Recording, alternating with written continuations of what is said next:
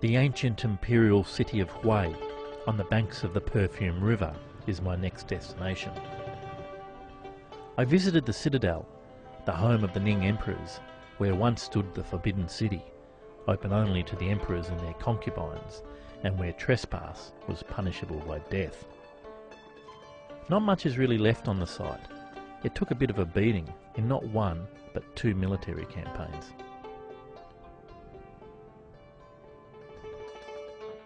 I then take a dragon boat tour to visit numerous historical sites, including a pagoda and the tombs of the emperors.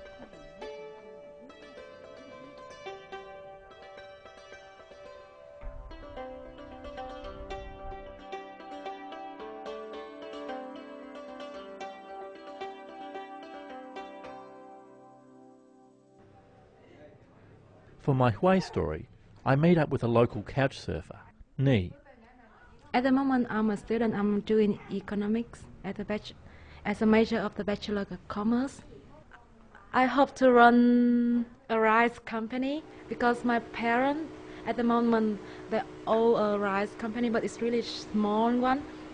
And I just want to apply what I have been doing and I have been learning to make it very scientific method. Ni decides to take me for a tour outside the city to visit a little-known historical site. Today we will go into a bridge, a traditional bridge of Hue, and it has been there for 260 years old. It has a historical story about it. Like there's a lady, she doesn't have any children, but she's the wife of the very rich man. People there, when they have a lake, they can't cross the lake. So she thought that she doesn't have children and she has a lot of money, so she built a bridge for everyone. While at the bridge, we were approached by a fortune teller and decide to get our palms read. In Vietnam, people really believe in luck and in the destiny.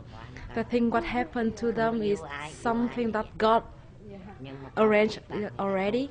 And yeah, most of people really be careful with something they do. For example, for someone it's like the reseller in a shop, you shouldn't go in the morning and return something. They think on that day they will have a bad luck.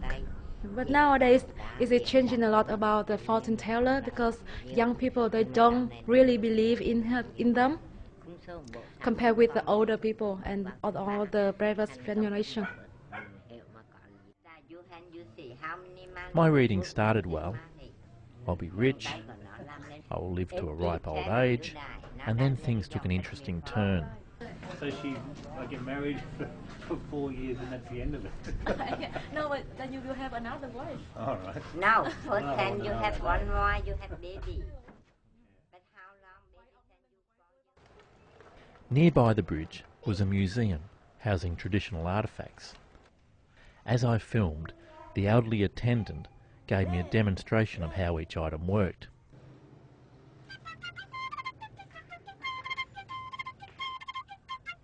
A star was born. I think this delightful old woman had waited a long, long time to finally realise her acting dream.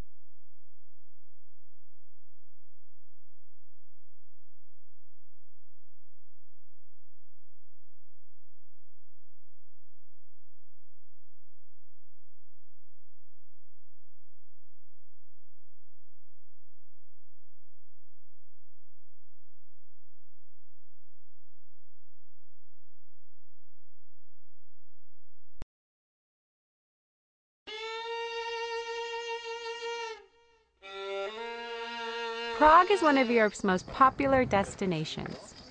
But if you time it right, it can be quietly yours. Starting at sunrise on the Royal Road and walking from the Old Town Square to Prague Castle before the city even wakes up reveals the nation's most important church, a very tranquil St. Vitus Cathedral. And in the morning, this is definitely one of the better places to be. Wandering down from the castle to a secluded square near the Charles Bridge, you'll find a once ordinary wall turned popular shrine. After the death of John Lennon, this wall became a focal point for youth who use graffiti to express peaceful ideas and political rebellion. Today, not everyone, especially the young, will realize that Prague was under communist rule in the 1980s. This homage to global peace is a wonderful legacy. It's really cool, so check it out. The trams start running at 5 a.m. Hop on one and check out the 19th century buildings along the Vltava's river's edge. Among them, you'll see a modern dancing building. Designed by architects Frank Gehry and Vlado Milniuk, it's named after the legendary dancing duo Fred and Ginger. Legend has it that Vyšehrad Castle is the place where Prague was born. Since the 1920s, the old fortress, castle, and famous cemetery have been a quiet retreat overlooking the Vltava Valley. Head back towards town on the nostalgic Tram 19 to Letna Parkland and check out the giant metronome sculpture. This piece replaced an old statue of Lenin and alludes to the passing of time and ideas. The area is now a local meeting spot and famous skate park. North of the Old Town is Prague's Jewish quarter. Pinka Synagogue and Europe's oldest surviving Jewish cemetery are right next to each other.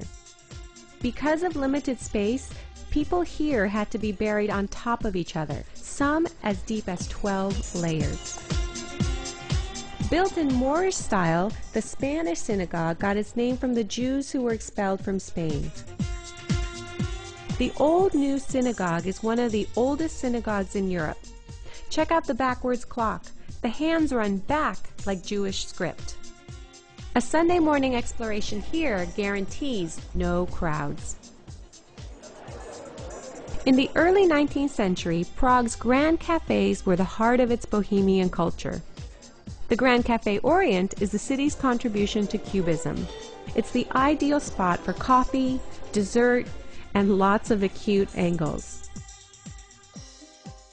Prague's tallest landmark, the Žižkov TV Tower, offers 360-degree viewing opportunities. And no, it's not your imagination. Those are giant, crawling babies on the tower's pillars. Due to its popularity, the once temporary installation by Czech artist David Černý was made permanent in 2001. So if you're not an early riser, you can always see Prague like this. But personally, I'll be setting my alarm clock.